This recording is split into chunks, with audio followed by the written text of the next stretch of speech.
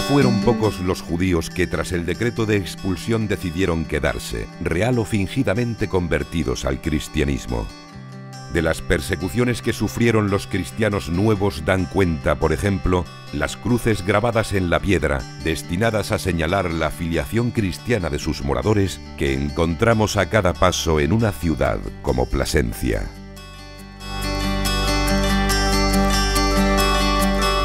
Las flores de lis del claustro catedralicio, sello del poderío de García Alonso de Covarrubias, protector del obispo converso Gonzalo de Santa María. O las sorprendentes tallas de Rodrigo Alemán en la sillería del coro acreditan el espléndido conjunto arquitectónico de las dos catedrales superpuestas de Plasencia, la Catedral Nueva y la Catedral Vieja, la pervivencia del judaísmo entre los cristianos después de 1492. Fundada en 1186, ut placeat Deo et hominibus, es decir, para el placer de Dios y de los hombres, la noble, leal y benéfica ciudad de Plasencia constituye un bellísimo conjunto monumental en el corazón de Extremadura.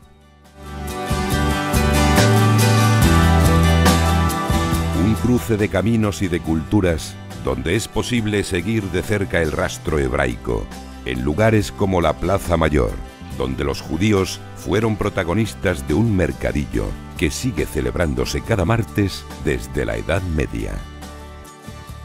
Igual que cada día se recuperan los viejos sabores de la cocina judía y se cocinan al gusto de nuestro tiempo.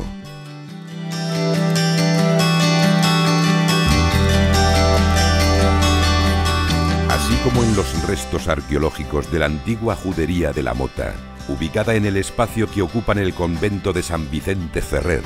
hoy parador nacional de turismo, o la iglesia de San Nicolás, en cuyo atrio se dirimían las disputas entre judíos y gentiles. Huellas que continúan por calles y callejones llenos de encanto, a través de la judería vieja y del posterior traslado de la comunidad a la judería nueva, que pasan por figones y tabernas donde pervive el gusto de la vieja cocina hebraica,